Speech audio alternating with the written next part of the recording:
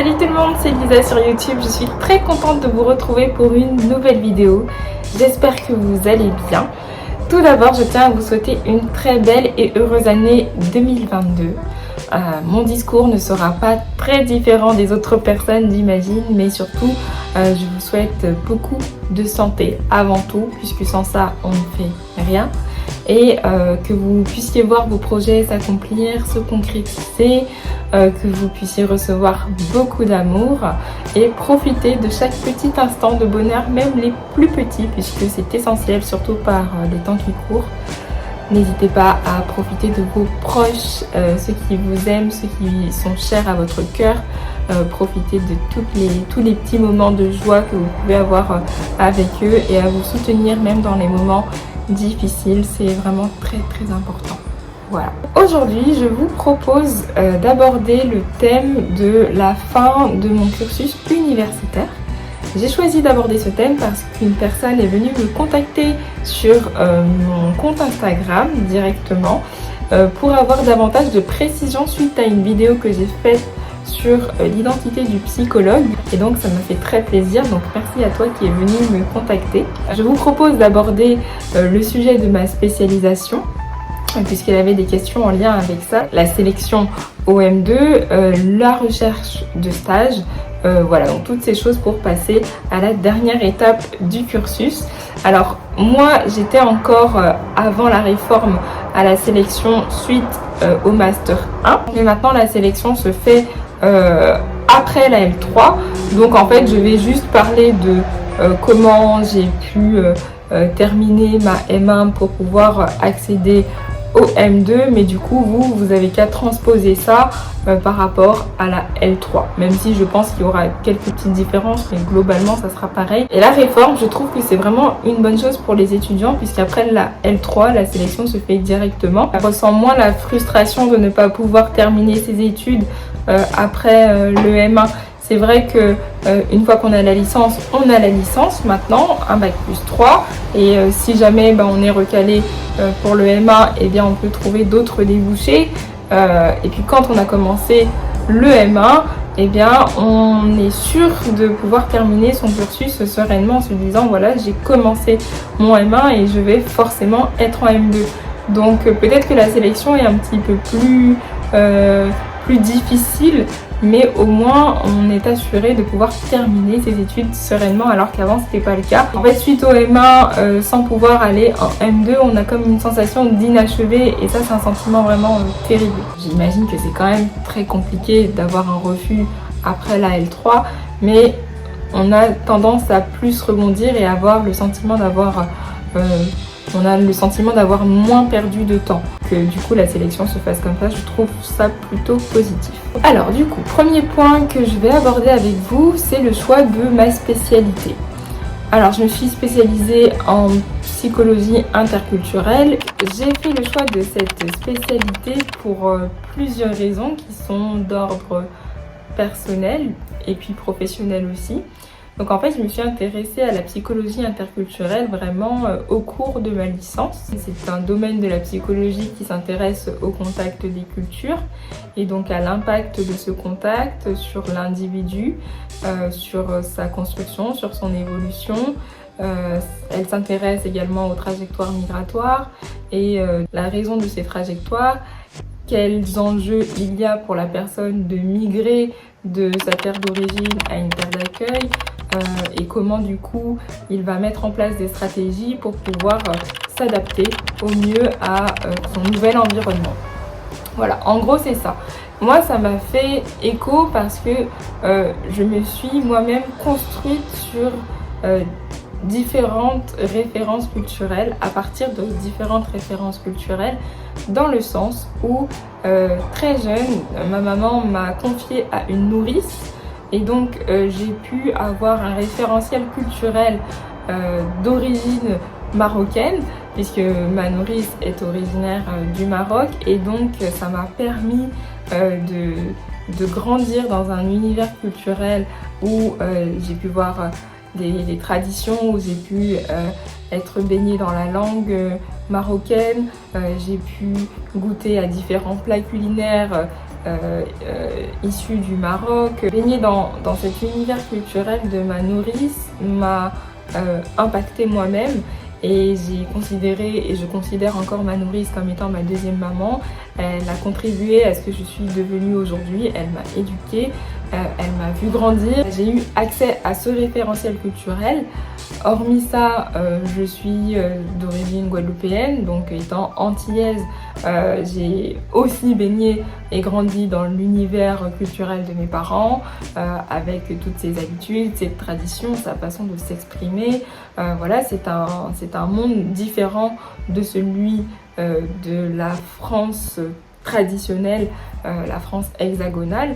Même si c'est vrai que les Antilles font partie de la France, et bien déjà les territoires sont géographiquement très éloignés, les traditions, les coutumes ne sont pas les mêmes, et donc se retrouver en France lorsqu'on est antillais n'est pas forcément évident parce que l'on ne se reconnaît pas comme étant profondément français, parce que du coup on a en fait les deux mondes sont très différents. Toutes ces choses là ont fait que je me suis créé une identité à moi, et en fait dans la psychologie interculturelle il faut comprendre que l'individu c'est comme un patchwork. En fait, l'identité, chaque personne va décider de la façonner comme il veut en fonction des référentiels dans lesquels il va être imprégné, dans lesquels il va baigner. Il y a des personnes qui vont vraiment se cantonner à leur culture, à une seule culture, point. Par exemple, il y a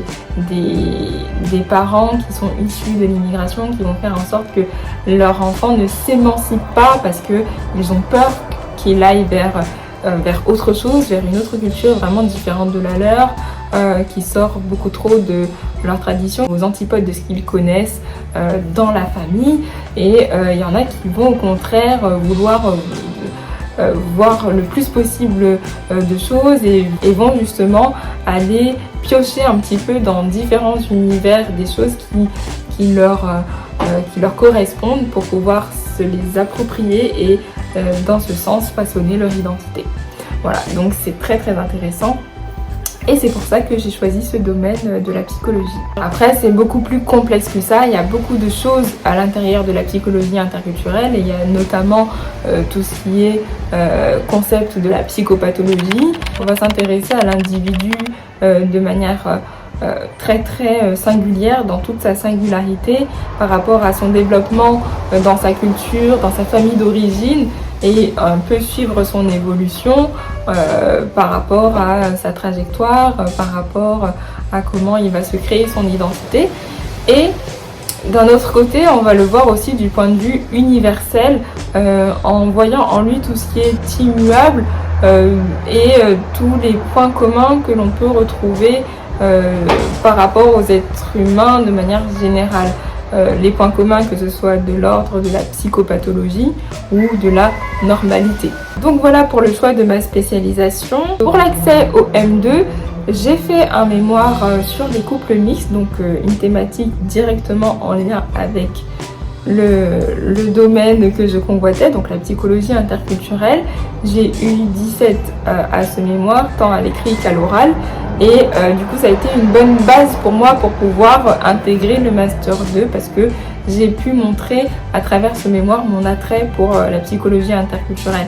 Donc étudier les couples mixtes, pour moi il n'y avait rien de mieux pour assister à la naissance d'une nouvelle culture grâce à l'union de deux personnes qui ont des origines totalement différentes. Tous les deux vont devoir composer avec ça pour pouvoir cohabiter, créer une culture à eux. Ils seront peut-être amenés à être parents et donc à transmettre chacun une partie de leur culture.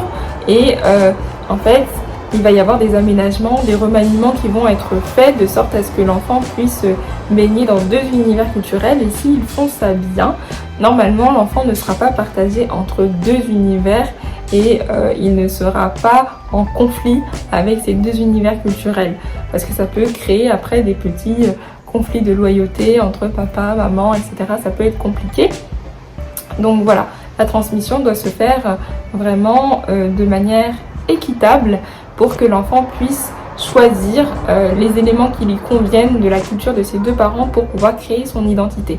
Parmi les couples que j'ai pu observer, l'un d'entre eux attendait un bébé, donc c'était vraiment le couple parfait pour pouvoir mener ma recherche. Et c'était génial et vraiment très passionnant de mener cette étude-là.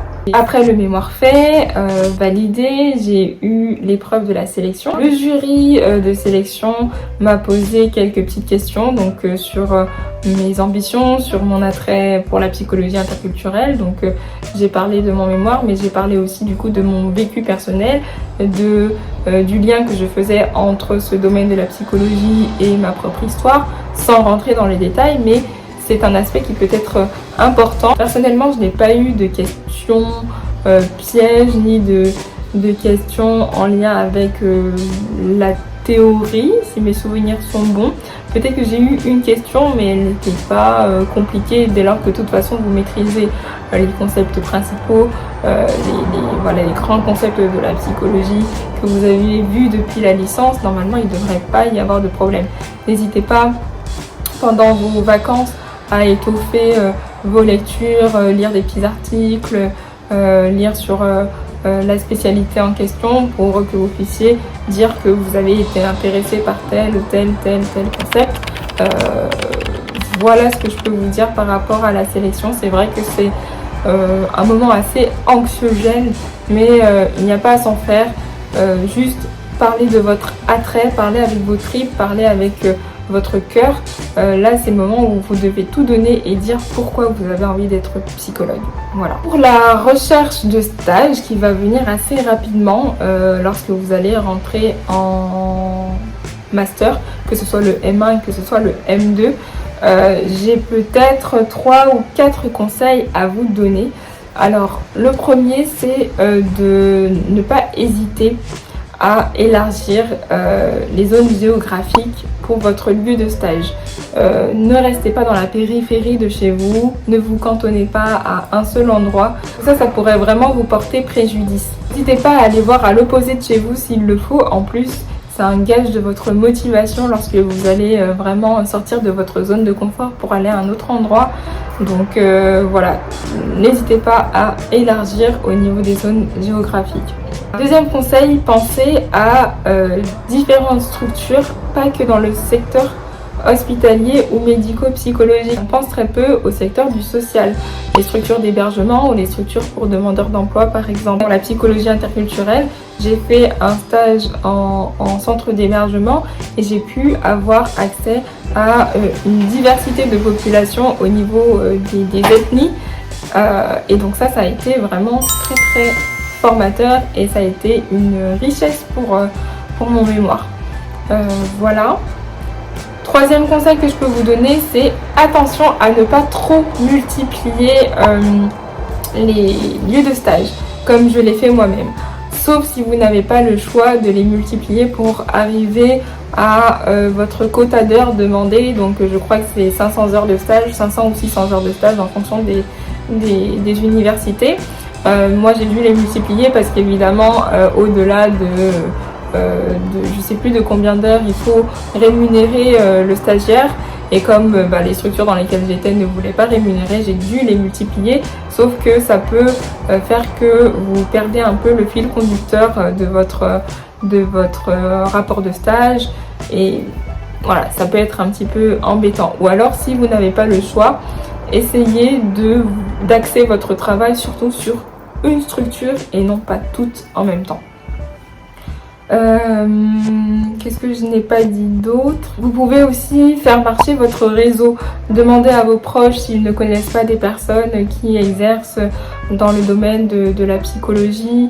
Ça peut vraiment aider. Personnellement, c'est comme ça que j'ai pu avoir l'un de mes stages. Mon copain travaille, lui, avec de la clientèle. Il est dans le relationnel. Il a souvent accès à leur métier. Donc, il a pu demander si ils avaient possibilité d'encadrer un stagiaire. Donc, vraiment, n'hésitez pas à demander à vos proches s'ils peuvent vous aider dans vos recherches de stage. Le rapport de stage ou le mémoire de fin d'études, n'hésitez pas à commencer à le rédiger dès vos premiers jours de stage.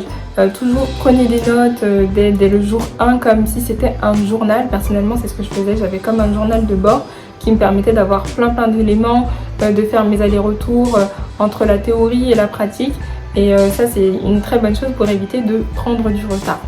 Donc par rapport à ce que je disais concernant l'élargissement au niveau géographique, moi j'ai fait mes études donc sur Amiens, donc en Hauts-de-France, en Picardie, et j'ai fait mes stages. Alors j'ai fait une demande de stage à Reims, j'avais fait le trajet pour un entretien. Au final je n'ai pas pu avoir ce stage puisque la psychologue en question avait eu une mauvaise expérience avec la fac d'Amiens, donc a préféré ne pas m'encadrer, donc bien dommage. Mais j'étais très motivée. Sinon les autres stages je les ai faits sur Sevran-Bedotte, donc en psychiatrie adulte et en CMP enfant. Et j'ai également fait donc un stage en structure d'hébergement. En structure d'hébergement comme à la Cité Myriam, vous allez avoir un public qui souffre de précarité, qui a de grands besoins au niveau administratif, donc au niveau du social, et qui souffre de pathologies chroniques. Donc très enrichissant, un stage formateur. Donc voilà ce que je peux dire. Je crois que j'ai abordé les 3 thématiques, ma spécialisation, la sélection en master 2 et puis vous master 1 et puis la recherche de stage. J'espère que j'ai été suffisamment complète. N'hésitez pas à me poser des questions si j'ai oublié des choses, si vous souhaitez que j'approfondisse sur des notions. C'est avec grand plaisir que je répondrai à vos questions. J'ai été étudiante moi-même et j'ai été dans ce cas-là, et j'aurais aimé que voilà, j'ai des personnes qui parlent davantage de leur expérience. Donc c'est vrai que là on est vraiment à l'ère des réseaux sociaux, donc si je peux apporter mon aide et contribuer un petit peu à vous rassurer, eh bien ça me fait plaisir. Donc je vais vous laisser, je vais arrêter la vidéo là, mais je reviens très bientôt avec du nouveau contenu.